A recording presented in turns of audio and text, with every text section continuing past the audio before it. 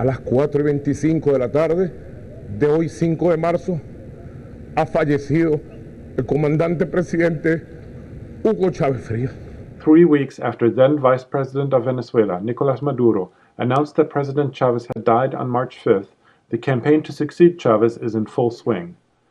The two main candidates vying for the Venezuelan presidency, Enrique Capriles Radonsky for the opposition coalition and acting President Nicolas Maduro for the Bolivarian Revolution, embody stark differences as well as similarities in their candidacies.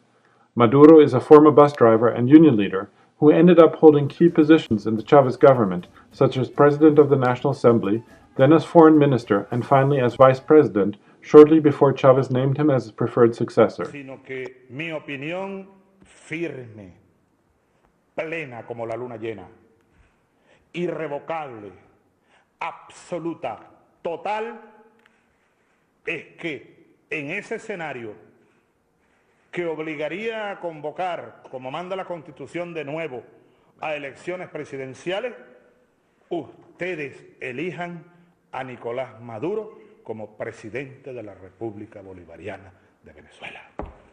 Yo se los pido desde mi corazón. Throughout this time, Maduro proved to be one of Chávez's most loyal and reliable members of his inner circle. Shortly after the announcement of Chávez's death, Maduro began campaigning actively and has since then focused his campaign on the theme of battling crime. Currently, most Venezuelans consider crime to be one of the country's greatest problems, especially since the homicide rate increased by nearly 12% in 2012, according to Venezuela's Minister of the Interior, giving Venezuela the second highest homicide rate in Latin America, at 55 per 100,000 inhabitants. Maduro's other campaign theme has been the preservation and deepening of the legacy of President Chavez. Another recurrent theme of the Maduro campaign is that the opposition is receiving support from the United States, particularly from former Bush State Department officials Otto Reich and Roger Noriega. Presidente Obama, pare los locos que usted tiene. Roger Noriega y Otto Reich siguen conspirando y manejando mucho dinero para destruir la paz social de nuestro país. Maduro accuses them of providing money and advice to the opposition, who recommend that the opposition candidate Capriles Radonsky withdraw from the campaign with the argument that Maduro enjoys too many advantages of incumbency and that a withdrawal would delegitimize an election that Capriles is bound to lose.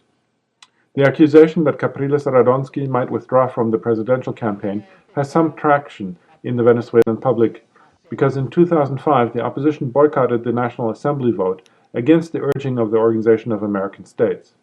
Also, when the opposition coalition, the National Unity Roundtable, nominated Capriles as their presidential candidate, Capriles took 3 days to reflect on whether to accept the nomination.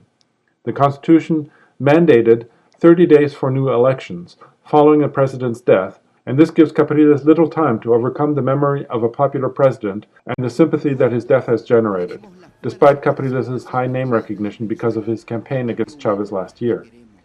Another key problem that Capriles faces, just as he did in his campaign against Chavez last October, is that he is associated with the country's upper class, given that his two last names remind Venezuelans that he comes from two of Venezuela's richest families, the Capriles family, which owns a newspaper and media conglomerate, and which publishes the country's largest circulation newspaper, Últimas Noticias, and the Radonsky family, which owns one of Venezuela's two national cinema chains, called Cinex. Capriles' background contrasts quite strongly with that of Nicolas Maduro, who intentionally reminds voters of his bus driver background by driving a bus to many campaign events. Capriles tries to counter this contrast by promising a fairer and more efficient implementation of the government's policies, particularly with regard to the popular social programs and crime prevention.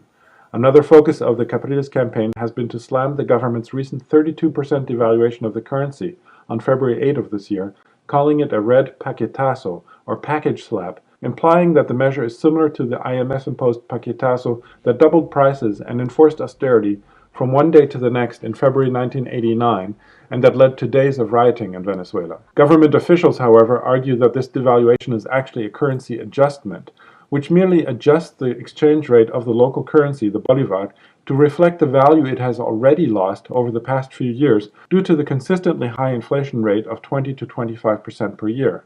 Last month's devaluation is the first such adjustment in 3 years. The economic argument against the government will therefore probably not go very far among Venezuelans, especially given that the economy is doing fairly well, despite the relatively high inflation rate of 20%. Last week, the Venezuelan Statistics Institute announced that unemployment had dropped by another 1.6% relative to the previous year and is currently at 7.6%. Also, last year's economic growth was a respectable 5.6%. While inflation is frustrating for all Venezuelans, incomes for working-class Venezuelans and for those who earn the minimum wage rose faster than inflation in 2011 and 2012. Despite the obvious differences between the two campaigns, in some ways they also resemble each other because both candidates wear a baseball cap made of the Venezuelan flag as their main piece of campaign paraphernalia.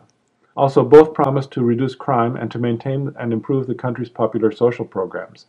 In addition, the Capriles campaign is copying a page from the Chavez playbook by calling its campaign team the Simon Bolivar Commando, a reference to the independence leader that the opposition previously always avoided.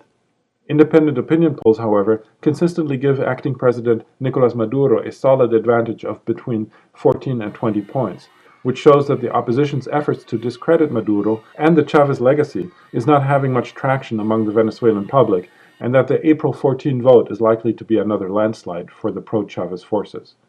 Greg Wilpert reporting for the Real News Network.